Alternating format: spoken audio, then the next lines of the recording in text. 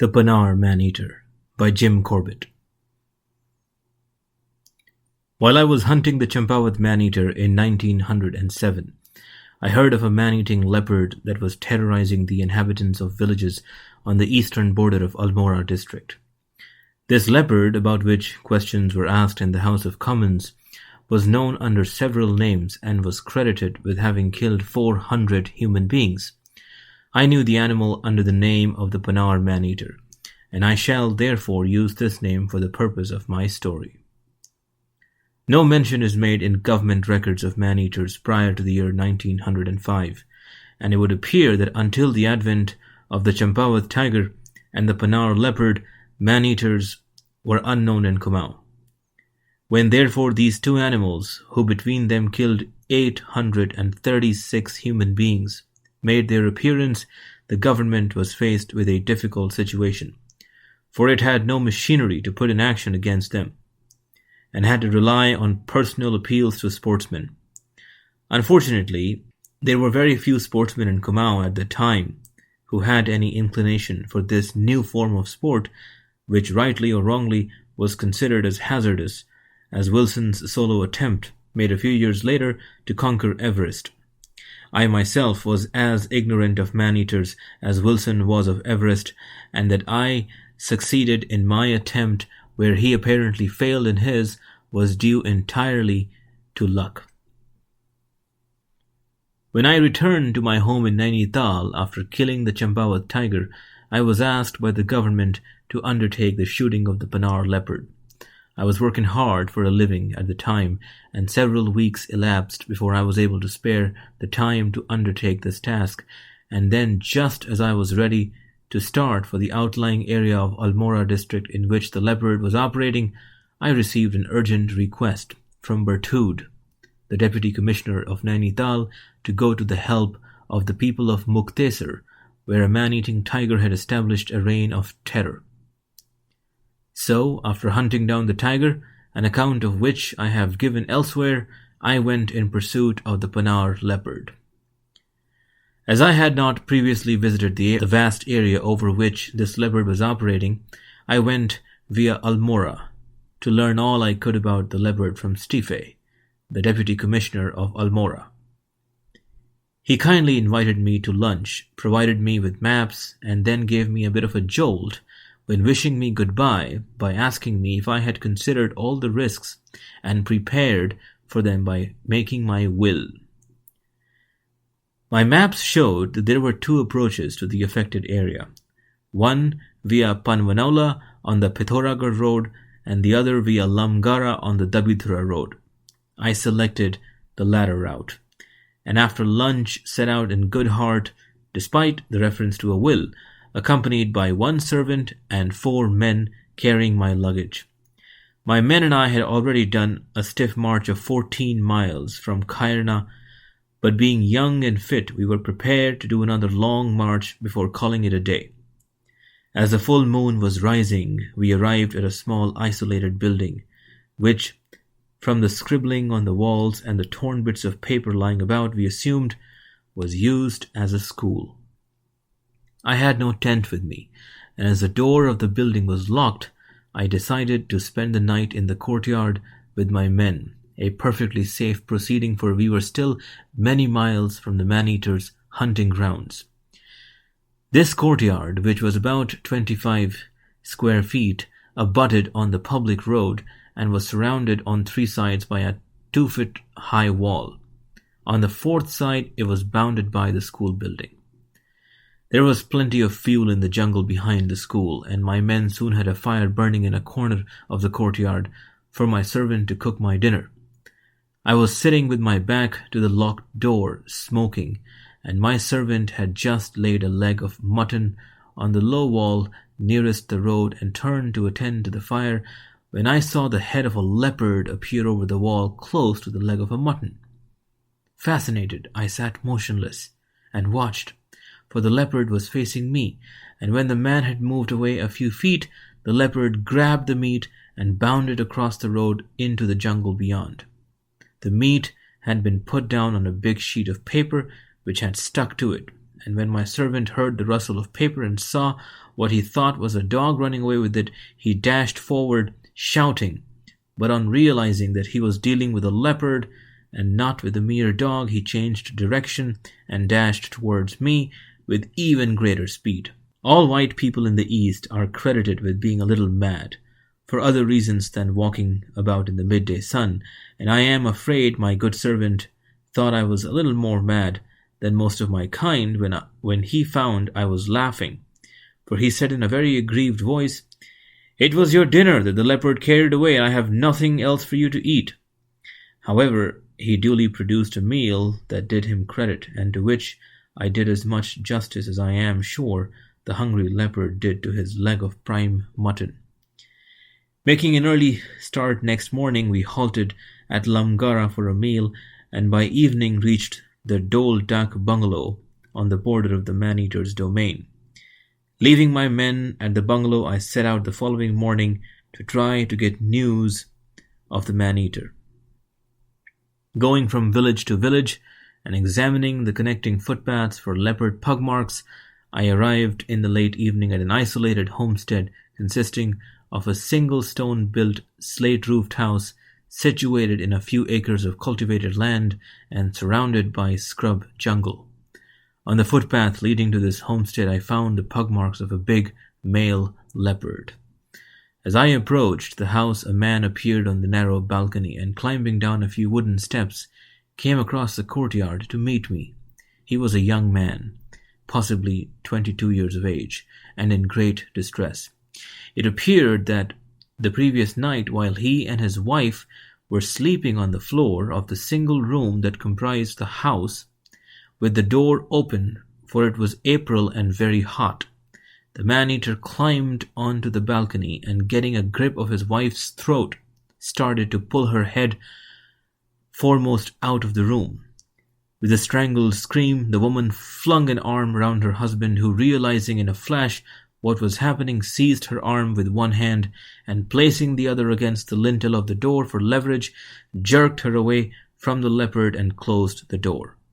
For the rest of the night, the man and his wife cowered in a corner of the room, while the leopard tried to tear down the door.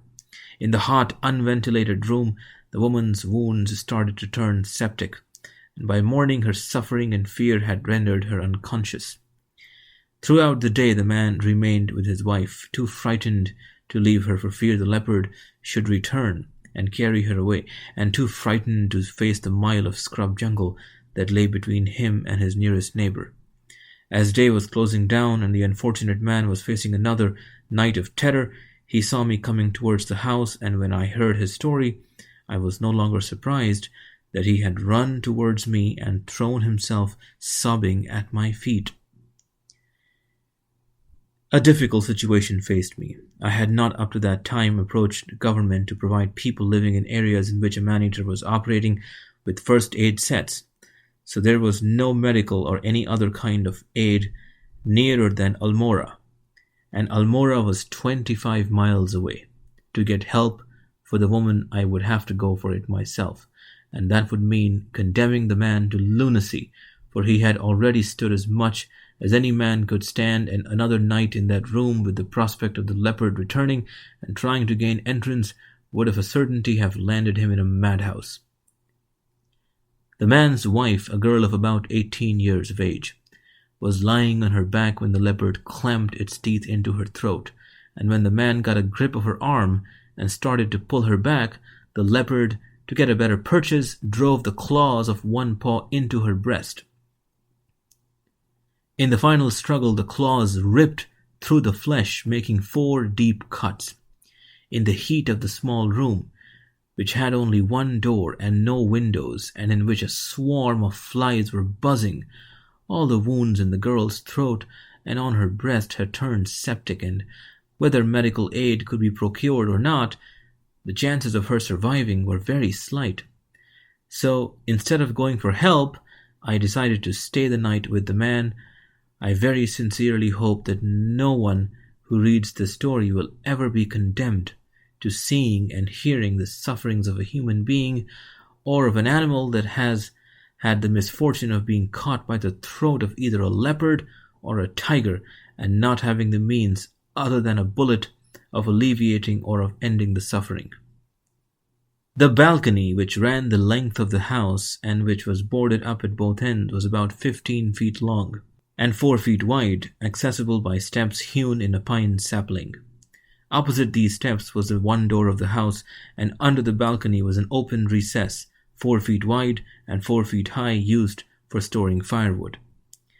The man begged me to stay in the room with him and his wife, but it was not possible for me to do this, for though I am not squeamish, the smell in the room was overpowering and more than I could stand. So between us, we moved the firewood from one end of the recess under the balcony, clearing a small space where I could sit with my back to the wall.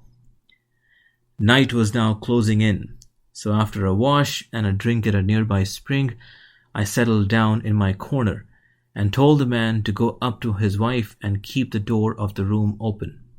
As he climbed the steps, the man said, "The leopard will surely kill you, Sahib, and then what will I do?" "Close the door," I answered, "and wait for morning." The moon was 2 nights off the full, and there would be a short period of darkness. It was this period of darkness that was worrying me. If the leopard had remained scratching at the door until daylight, as the man said it had, it would not have gone far, and even now it might be lurking in the bushes watching me. I had been in position for half an hour, straining my eyes into the darkening night and praying for the moon to top the hills to the east, when a jackal gave its alarm call. This call, which is given with the very full force of the animal's lungs, can be heard for a very long distance and can be described as "fion, fion," repeated over and over again as long as the danger that has alarmed the jackal is in sight. Leopards, when hunting or when approaching a kill, move very slowly, and it would be many minutes before this one, assuming it was a man-eater, covered the half-mile between us. And even if in the meantime the moon had not risen, it would be giving sufficient light to shoot by, so I was able to relax and breathe more freely. Minutes dragged by. The jackal stopped calling. The moon rose over the hills, flooding the ground in front of me with brilliant light. No movement can be seen anywhere, and the only sound to be heard in all the world was the agonized fight for breath of the unfortunate girl above me. Minutes gave way to hours. The moon climbed the heavens and then started to go down in the west, casting the shadow of the house on the ground I was watching. Another period of danger, for if the leopard had seen me, he would, with the leopard's patience, be waiting for these lengthening shadows to mask his movements. Nothing happened, and one of the longest nights I have ever watched through came to an end when the light from the sun lit up the sky, where 12 hours earlier the moon had risen. The man, after his vigil of the previous night, had slept soundly, and as I left my corner and eased my aching bones, only those who have sat motionless in hard ground for hours know how bones can ache, he came down the steps. Except for a few wild raspberries, I had eaten nothing for 24 hours, and as no useful purpose would have been served by my remaining any longer, I bade the man goodbye and set off to rejoin my men at the Dole Dak bungalow 8 miles away and summon aid for the girl. I had only gone a few miles when I met my men. Alarmed at my long absence, they had packed up my belongings, paid my dues at the Dak bungalow, and then set out to look for me. While I was talking to them, the road overseer, whom I have mentioned in my story of the temple tiger, came along. He was well mounted on a sturdy Bhutia pony, and he was on his way to Almora. He gladly undertook to carry a letter from me to Stife. Immediately on receipt of my letter, Stife dispatched medical aid for the girl, but her sufferings were unfortunately over when it arrived. It was this road overseer who informed me about the human kill that took me to Dabidhura, where I met with one of the most interesting and the most exciting shikar experiences I have ever had. After that experience, I asked the old priest of the Dabidhura temple if the man-eater had as effective protection from his temple as the tiger I had failed to shoot, and he answered, "No, no, Sahib, This shaitan has killed many people who worshipped at my temple, and when you come back to shoot him as you say you will, I shall offer prayers for your success morning and evening." No matter how full of happiness our life may have been, there are periods in it that we look back to with special pleasure. Such a period for me was the year 1910, for in that year I shot the Muktesar man-eating tiger and the Panar man-eating leopard. And in between these two, for me, great events, my men and I set up an all-time record at Mokameh Ghat by handling, without any mechanical means, 5,500 tons of goods in a single working day. My first attempt to shoot the Panar leopard was made in April 1910, and it was not until September of the same year that I was able to spare the time to make a second attempt. I have no idea how many human beings were killed by the leopard between April and September, for no bulletins were issued by government, and beyond a reference to questions asked in the House of Commons, no mention of the leopard, as far as I am aware, was made in the Indian press. The Panar leopard was credited with having killed 400 human beings against 125 killed by the Rudraprayag leopard, and the fact that the former received such scant publicity while the latter was headline news throughout India was due entirely to the fact that Panar leopard operated in a remote area far from the beaten track, whereas the Rudraprayag leopard operated in an area visited each year by 60,000 pilgrims ranging from the humblest in the land to the highest, all of whom had to run the gauntlet of the man-eater. It was these pilgrims and the daily bulletins issued by the government that made the Rudraprayag leopard so famous, although it caused far less human suffering than the Panar leopard. Accompanied by a servant and 4 men carrying my camp kit and provisions, I set out from Nainital on 10th of September on my second attempt to shoot the Panar leopard. The sky was overcast when we left home at 4 a.m., and we had only gone a few miles when a deluge of rain came on. It rained throughout the day, and we arrived at Almora after a 28-mile march, wet to the bone. I was to have spent the night with Stife, but not having a stitch of dry clothing to put on, I excused myself and spent the night at the Dak bungalow. There were no other travelers there, and the man in charge very kindly put 2 rooms at my disposal with a big wood fire in each, and by morning my kit was dry enough for me to continue my journey.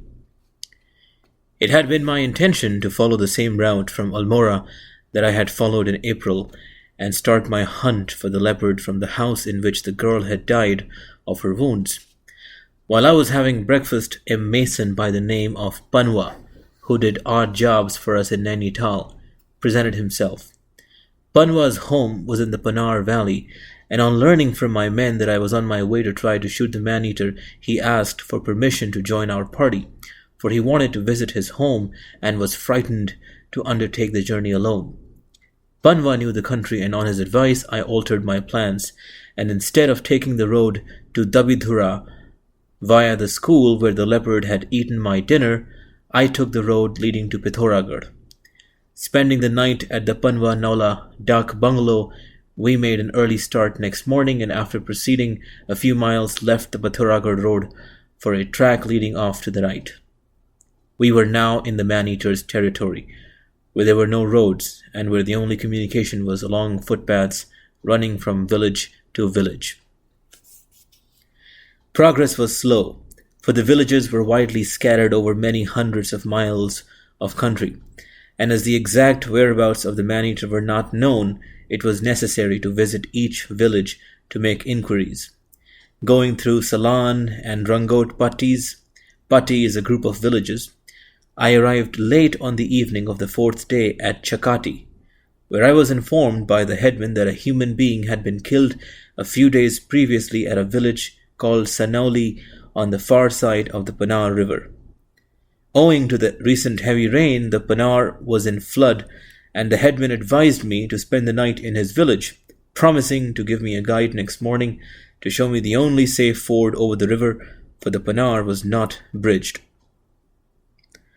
The headman and I had carried on our conversation at one end of a long row of double-storied buildings, and when, on his advice, I elected to stay the night in the village, he said he would have 2 rooms vacated in the upper story for myself and my men.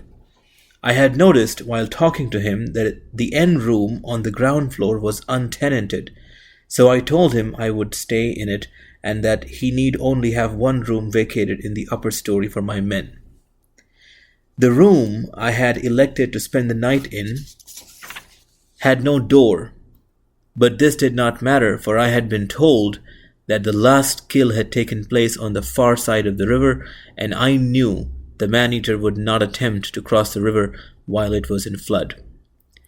The room had no furniture of any kind, and after my men had swept all the straw and bits of rags out of it, complaining as they did so that the last tenant must have been a very dirty person, they spread my ground sheet on the mud floor and made up my bed.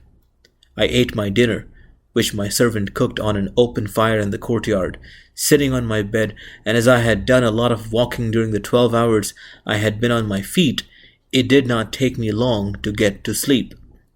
The sun was just rising next morning, flooding the room with light, when on hearing a slight sound in the room, I opened my eyes and saw a man sitting on the floor near my bed. He was about 50 years of age, and in the last stage of leprosy. On seeing that I was awake, this unfortunate living death said he hoped I had spent a comfortable night in his room. He went on to say that he had been on a 2 days visit to friends in an adjoining village, and finding me asleep in his room on his return, had sat near my bed and waited for me to awake. Now, leprosy is the most terrible and the most contagious of all diseases in the East, and it is very prevalent throughout Cumao, and especially bad in Almora district. Being fatalists, the people look upon the disease as a visitation from God, and neither segregate the afflicted nor take any precautions against infection. So quite evidently, the headman did not think it was necessary to warn me that the room I had decided to stay in had for years been the home of a leper. It did not take me long to dress that morning, and as soon as our guide was ready, we left the village. Moving about as I have done in Cumao, I have always gone in dread of leprosy, and I have never felt as unclean as I did after my night in that poor unfortunate's room. At the first stream we came to, I called for a halt, and I asked my servant to get breakfast ready for me and for my men to have their food. Then, telling my men to wash my ground sheet and lay my bedding out in the sun, I took a bar of carbolic soap and went down the stream to where there was a little pool surrounded by great slabs of rock. Taking off every stitch of clothing I had worn in that room, I washed it all in the pool, and after laying it out on the slabs of rock, I used the remainder of the soap to scrub myself as I had never scrubbed myself before. 2 hours later, in garments that had shrunk a little from the rough treatment they had received, I returned to my men feeling clean once again and with a hunter's appetite for breakfast. Our guide was a man about 4 feet 6 inches tall, with a big head crowned with a mop of long hair, a great barrel of a body, short legs, and few words. When I asked him if we had any stiff climbing to do, he stretched out his open hand and answered, "Flat as that." Having said this, he led us down a very steep hill into a deep valley. Here I expected him to turn and follow the valley down to its junction with the river. But no. Without saying a word or even turning his head, he crossed the open ground and went straight up the hill on the far side. This hill, in addition to being very steep and overgrown with thorn bushes, had loose gravel on it, which made the going difficult. And as the sun was now overhead and very hot, we reached the top in a bath of sweat. Our guide, whose legs appeared to have been made for climbing hills, had not turned a hair. There was an extensive view from the top of the hill, and when our guide informed us that we still had the 2 high hills in the foreground to climb before reaching the Panar River, Panwa, the mason who was carrying a bundle containing presents for his family and a great coat made of dark material, handed the coat to the guide and said that as he was making us climb all the hills in Cumao, he could carry the coat for the rest of the way. Unwinding a length of goat hair cord from round his body, the guide folded up the coat and strapped it securely to his back. Down and up we went, and down and up again, and then away down in a deep valley we saw the river. So far we had been going over trackless ground, without a village in sight, but we now came on a narrow path running straight down to the river. The nearer we got to the river, the less I liked the look of it. The path leading to the water and up the far side showed that there was a ford here, but the river was in flood, and the crossing appeared to me to be a very hazardous one. The guide assured us, however, that it was perfectly safe to cross, so removing my shoes and stockings, I linked arms with Panwa and stepped into the water. The river was about 40 yards wide, and from its broken surface I judged it was running over a very rough bed. In this I was right, and after stubbing my toes a few times and narrowly avoiding being washed off our feet, we struggled out on the far bank. Our guide had followed us into the river, and on looking back I saw that the little man was in difficulties. The water, which for us had been thigh-deep, was for him waist-deep, and on reaching the main stream, instead of bracing his back against it and walking crab fashion, he very foolishly faced upstream, with the result that he was swept over backwards and submerged under the fast-running current. I was barefoot and helpless on the sharp stones, but Panwa, to whom sharp stones were no obstacle, threw down the bundle he was carrying, and without a moment's hesitation sprinted along the bank to where, 50 yards farther down, a big slab of rock jutted into the river at the head of a terrifying rapid. Running out onto this wet and slippery rock, Panwa lay down, and as the drowning man was swept past, grabbed him by his long hair and after a desperate struggle, drew him back onto the rock.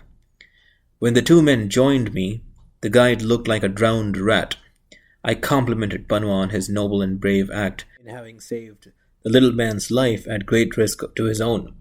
After looking at me in some surprise, Panwa said, "Oh, it was not his life that I wanted to save, but my new coat that was strapped to his back." Anyway, whatever the motive was, a tragedy had been averted, and after my men had linked arms and crossed safely, I decided to call it a day and spend the night on the river bank. Panwa, whose village was 5 miles farther up the river, now left me, taking with him the guide who was frightened to attempt a second crossing of the river. Next morning we had set to find Sanaoli, where the last human kill had taken place. Late in the evening of that day, we found ourselves in a wide open valley, and as there were no human habitations in sight, we decided to spend the night on the open ground. We were now in the heart of the man-eater's country, and after a very unrestful night spent on cold, wet ground, arrived about midday at Sanaoli. The inhabitants of this small village were overjoyed to see us, and they very gladly put a room at the disposal of my men and gave me the use of an open platform with a thatched roof. The village was built on the side of a hill overlooking a valley in which there were terraced fields from which a paddy crop had recently been harvested. The hill on the far side of the valley sloped up gradually, and 100 yards from the cultivated land there was a dense patch of brushwood, some 20 acres in extent. On the brow of the hill, above this patch of brushwood, there was a village, and on the shoulder of the hill to the right, another village. To the left of the terraced fields, the valley was closed in by a steep, grassy hill. So, in effect, the patch of brushwood was surrounded on 3 sides by cultivated land, and on the 4th side by open grassland. While breakfast was getting ready, the men of the village sat around me and talked. During the second half of March and the first half of April, 4 human beings had been killed in this area by the man-eater. The first kill had taken place in the village on the shoulder of the hill, the second and third in the village on the brow of the hill, and the 4th in Sanaoli. All 4 victims had been killed at night and carried some 500 yards into the patch of brushwood, where the leopard had eaten them at his leisure. For having no firearms, the inhabitants of the 3 villages were too frightened to make any attempt to recover the bodies. The last kill had taken place 6 days before, and my informants were convinced that the leopard was still in the patch of brushwood. I had purchased 2 young male goats in a village we passed through earlier that day, and towards evening I took the smaller one and tied it at the edge of the path of brushwood to test the villagers' assertion that the leopard was still in the cover. I did not sit over the goat because there were no suitable trees nearby, and also because clouds were banking up and it looked as though there might be rain during the night. The platform that had been placed at my disposal was open all around, so I could tie the second goat near it in the hope that if the leopard visited the village during the night, it would prefer a tender goat to a tough human being. Long into the night I listened to the 2 goats calling to each other. This convinced me that the leopard was not within hearing distance. However, there was no reason why he should not return to the locality, so I went to sleep hoping for the best. There was a light shower during the night, and when the sun rose in a cloudless sky, every leaf and blade of grass was sparkling with raindrops, and every bird that had a song to sing was singing a joyful welcome to the day. The goat near my platform was contentedly browsing off a bush and bleating occasionally, while the one across the valley was silent. Telling my servant to keep my breakfast warm, I crossed the valley and went to the spot where I had tied up the smaller goat. Here I found that some time before the rain came on, a leopard had killed the goat, broken the rope, and carried away the kill. The rain had washed out the drag mark, but this did not matter, for there was only one place to which he, the leopard, could have taken his kill, and that was into the dense patch of brushwood. Stalking a leopard or a tiger on its kill is one of the most interesting forms of sport I know of. But it can only be indulged in with any hope of success when the conditions are favorable. Here the conditions were not favorable, for the brushwood was too dense to permit of a noiseless approach. Returning to the village, I had breakfast and then called the villagers together, as I wanted to consult them about the surrounding country. It was necessary to visit the kill to see if the leopard had left sufficient for me to sit over, and while doing so, I would not be able to avoid disturbing the leopard. What I wanted to learn from the villagers was whether there was any other heavy cover within a reasonable distance to which the leopard could retire on being disturbed by me. I was told that there was no such cover nearer than 2 miles, and that to get to it the leopard would have to cross a wide stretch of cultivated land. At midday I returned to the patch of brushwood, and 100 yards from where he had killed it, I found all that the leopard had left of the goat, its hooves, horns, and part of its stomach. As there was no fear of the leopard leaving the cover at that time of the day for the jungle 2 miles away, I tried for several hours to stalk it, helped by bulbuls, drongos, thrushes, and scimitar babblers, all of whom kept me informed of the leopard's every movement. In case any should question why I did not collect the men of the 3 villages and get them to drive the leopard out onto the open ground where I could have shot it, it is necessary to say that this could not have been attempted without grave danger to the beaters. As soon as the leopard found he was being driven towards open ground, he would have broken back and attacked anyone who got in his way. On my return to the village, after my unsuccessful attempt to get a shot at the leopard, I went down with a bad attack of malaria, and for the next 24 hours I lay on the platform in a stupor. By the evening of the following day, the fever had left me, and I was able to continue the hunt. On their own initiative, the previous night my men had tied out the second goat where the first had been killed, but the leopard had not touched it. This was all to the good, for the leopard would now be hungry, and I set out on that 3rd evening full of hope. On the near side of the patch of brushwood, and about 100 yards from where the goat had been killed 2 nights previously, there was an old oak tree. This tree was growing out of a 6-foot-high bank between 2 terraced hills, and was leaning away from the hill at an angle that made it possible for me to walk up the trunk in my rubber-soled shoes. On the underside of the trunk, and about 15 feet from the ground, there was a branch jutting out over the lower field. This branch, which was about a foot thick, offered a very uncomfortable and a very unsafe seat, for it was hollow and rotten. However, as it was the only branch on the tree and there were no other trees within a radius of about several hundred yards, I decided to risk the branch.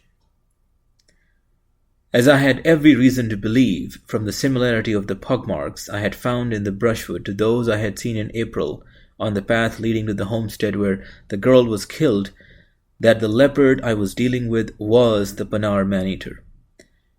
I made my men cut a number of long blackthorn shoots. After I had taken my seat with my back to the tree and my legs stretched out along the branch, I made the men tie the shoots into bundles and lay them on the trunk of the tree and lash them to it securely with strong rope. To the efficient carrying out these small details, I am convinced I owe my life. Several of the blackthorn shoots, which were from 10 to 20 feet long, projected onto either side of the tree, and as I had nothing to hold on to maintain my balance, I gathered the shoots on either side of me and held them firmly pressed between my arms and my body. By 5 o'clock, my preparations were complete. I was firmly seated on the branch with my coat collar pulled up well in front to protect my throat, and my soft hat pulled down well behind to protect the back of my neck. The goat was tied to a stake driven into the field 30 yards in front of me, and my men were sitting out in the field smoking and talking loudly. Up to this point, all had been quiet in the patch of brushwood, but now a scimitar babbler gave its piercing alarm call, followed a minute or two later by the chattering of several white-throated laughing thrushes. These two species of birds are the most reliable informants in the hills, and on hearing them I signaled to my men to return to the village. This they appeared to be very glad to do, and as they walked away with still talking loudly, the goat started bleating. Nothing happened for the next half hour, and then, as the sun was fading off the hill above the village, 2 drongos that had been sitting on the tree above me flew off and started to bait some animal on the open ground between me and the patch of brushwood. The goat, while calling, had been facing in the direction of the village, and it now turned round, facing me, and stopped calling. By watching the goat, I could follow the movements of the animal that the drongos were baiting, and that the goat was interested in, and this animal could only be a leopard. The moon was in her 3rd quarter, and there would be several hours of darkness. In anticipation of the leopard's coming, when light conditions were not favorable, I had armed myself with a 12-bore, double-barreled shotgun loaded with slugs, for there was a better chance of my hitting the leopard with 8 slugs than with a single rifled bullet. Aids to night shooting in the way of electric lights and torches were not used in India at the time I am writing about, and all that one had to rely on for accuracy of aim was a strip of white cloth tied round the muzzle of the weapon. Again, nothing happened for many minutes, and then I felt a gentle pull on the blackthorn shoots I was holding on to, and bless my forethought in having had the shoots tied to the leaning tree, for I could not turn around to defend myself, and at best the collar of my coat and my hat were poor protection. No question, now that I was dealing with a man-eater, and a very determined man-eater at that. Finding that he could not climb over the thorns, the leopard, after his initial pull, had now got the butt ends of the shoot between his teeth and was jerking them violently, pulling me hard against the trunk of the tree. And now the last of the daylight faded out of the sky, and the leopard, who did all his human killing in the dark, was in his element, and I was out of mine. For in the dark, a human being is the most helpless of all animals, and, speaking for myself, his courage is at its lowest ebb. Having killed 400 human beings at night, the leopard was quite unafraid of me, as was evident from the fact that while tugging at the shoots he was growling loud enough to be heard by the men anxiously listening in the village. While this growling terrified the men, as they told me later, it had the opposite effect on me, for it let me know where the leopard was and what he was doing. It was when he was silent that I was most terrified, for I did not know what his next move would be. Several times he had nearly unseated me by pulling on the shoots vigorously and then suddenly letting them go, and now that it was dark and I had nothing stable to hold on to, I felt sure that if he sprang up, he would only need to touch me to send me crashing to the ground. After one of these nerve-wracking periods of silence, the leopard jumped down off the high bank and dashed towards the goat. In the hope that the leopard would come while there was still sufficient light to shoot by, I had tied the goat 30 yards from the tree to give me time to kill the leopard before it got to the goat. But now, in the dark, I could not save the goat, which, being white, I could only just see as an indistinct blur, so I waited until it had stopped struggling, and then aimed where I thought the leopard would be and pressed the trigger. My shot was greeted with an angry grunt, and I saw a white flash as the leopard went over backwards and disappeared down another high bank into the field beyond. For 10 or 15 minutes I listened anxiously for further sounds from the leopard, and then my men called out and asked if they should come to me. It was now quite safe for them to do so, provided they kept to the high ground, so I told them to light pine torches and thereafter carry out my instructions. These torches, made of 12 to 18 inches long splinters of resin-impregnated pine wood cut from a living tree, give a brilliant light and provide the remote villages in Kumau with the only illumination they have ever known.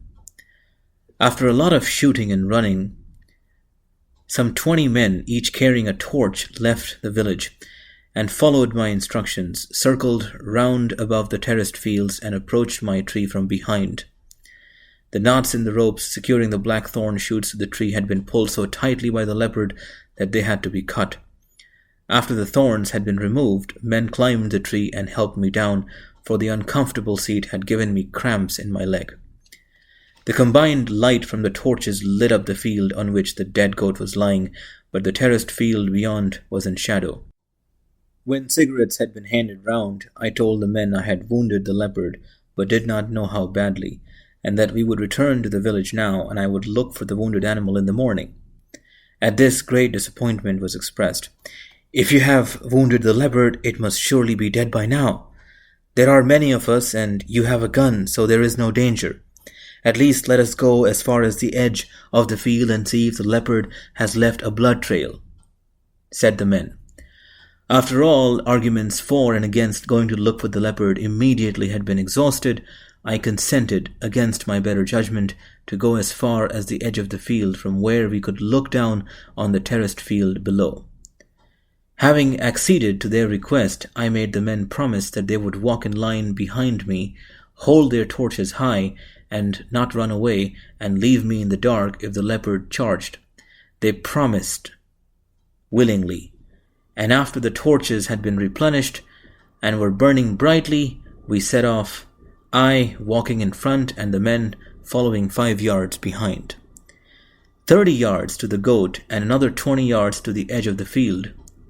Very slowly and in silence we moved forward. When we reached the goat, no time now to look for a blood trail, the farther end of the lower field came into view.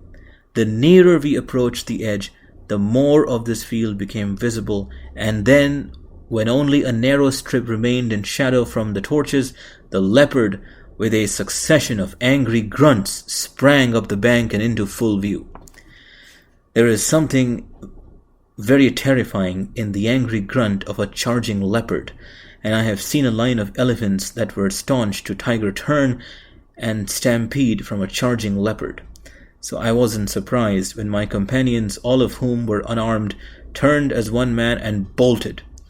Fortunately for me, in their anxiety to get away, they collided with each other, and some of all the burning splinters of pine held loosely in their hands fell to the ground and continued to flicker, giving me sufficient light to put a charge of slugs into the leopard's chest.